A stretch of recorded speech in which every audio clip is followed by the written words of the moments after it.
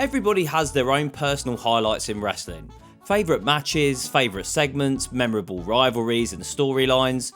Well, Edge Lita's live sex celebration lives rent-free in the back of old Gadget's wrestling brain, and I have no idea why. It's sexual, baby. Okay, I might know why. I was a young lad at the time, and I think seeing Lita with half of her kit off and pretending to get jiggy with Edge on television might have ended my childhood innocence. This is how bad the live sex celebration segment was. Even at a young age, I knew that I didn't want my mum to walk in and catch me watching that segment. I mean, come on. You'd think I was watching porn from me stealthily keeping the volume down on my TV and listening for any footsteps on the landing. I was watching a wrestling show. A wrestling show. I can't imagine the awkwardness some of the parents in attendance must have felt with their kids. Now that intro's out of the way, how the we end up getting a live sex celebration on Monday Night Raw? Well, after successfully defending the WWE title in an Elimination Chamber match at New Year's Revolution, John Cena thinks he's finished his shift for the day and can clock out. Nope. Here comes the Rated R superstar, who's decided tonight will be the night that he cashes in his Money in the Bank briefcase. So he does, and he defeats Cena and wins the WWE title. The very next night on Raw, Cena comes out and addresses the crowd. He tells everyone that he's invoking his rematch clause for the title here tonight. Edge's music hits, but Lita walks out instead. After implying that she noshed off Vince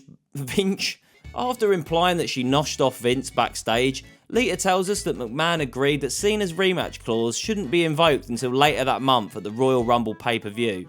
Lita gets on the mic and says, Edge isn't going to be doing any fighting tonight, but he will be doing something else that begins with the letter F. Fencing, maybe? Well, I mean, technically Edge will be using his sword. Get it? I'm talking about his penis. Later on tonight in that ring, it's going to be a menage a trois between me, Edge, and the WWE title. Backstage, Vince? Fucking I've done it again, you can't. Backstage, Vince is talking with Cena to make sure he understands that if he interrupts Edge and Lita's segment later on tonight, his match at the Rumble for the title will be off.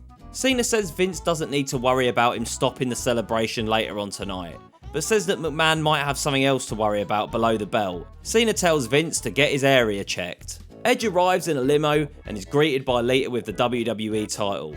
Edge says, tonight we are going to celebrate the only way the Rated R superstar knows how. The bed is set up in the ring and Lillian Garcia introduces the new WWE champion to the arena. I legitimately thought for a second she was going to announce that it's now time for the live sex celebration. Just as the segment is about to get started, King tells Joey Styles and Coach, Shh, be quiet, this is going to be great. He's a dirty bastard, that King, eh? Before the bonking begins, Edge cuts a short promo on the mic about outsmarting everybody by cashing in his Money in the Bank briefcase after the chamber match. Edge says you people probably think that me and Lita went back to the hotel last night and performed some sexual gymnastics. Well, we didn't. We abstained. We saved ourselves for tonight. So I say we let the celebrations begin. The lights in the arena dim and some generic sexy music starts playing. You know the drill. Edge and Lita both start to slowly and seductively remove their clobber. By only about 10 seconds in, this is already the most awkward, cringy shit you've ever seen. But at the same time, it's hilarious. I was actually pissing myself laughing watching this back. Just the absolute absurdity of it all. The live sex segment is probably only about 5 minutes in total, but let me tell you, when you're watching it, it feels like it's going on for eternity. Next, Edge bends Lita over and undoes her bra. Nice. I actually think Edge deserves a medal and a round of applause for not only ultimately agreeing to this segment, but for not getting a boner in his pants out there. Next, our Rated R couple get into the bed. Edge disappears under the covers for a moment and then reappears with Lita's knickers between his teeth. Fucking hell. Now it's Lita's turn to go down south and presumably put those oral skills of hers to good use. When finally we are saved from this awkward cringe fest as the Nature Boy's music hits and he makes his way down to the ring to beat down Edge. I did say beat down Edge. Beating off Edge was Lita's job. Before getting to the ring, Flair says, Edge, you've not only proven you're a bad champion, you're also dead in bed, friend. You got nothing going on, Jack.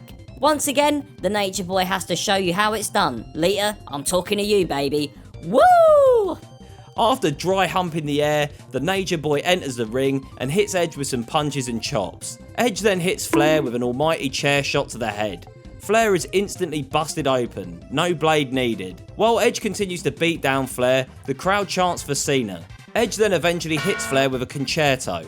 John finally decides to show up after the poor old geezer has had his head smashed in. Great save, John. Cena tries to get to Edge, but the rated R superstar escapes up the entrance ramp. Cena, who is still pissed from losing the title the night before, then delivers an FU to Lita as the champ watches on. Well, that was a fun trip down memory lane. I know it's stating the obvious, but this segment was f***ing wild. How the f*** did this ever get approved? And to think it's probably nowhere near the worst or distasteful thing WWE has ever done. I read that Edge and Lita really didn't want to do this segment and did everything they could to get out of it. Even Cena tried to get Vince to not go ahead with it. The thing that they all forgot about trying to change Vince McMahon's mind is that they had no chance! If you enjoyed this video, be sure to hit the like button and subscribe for more. Let me know your thoughts on this controversial episode in the comments below.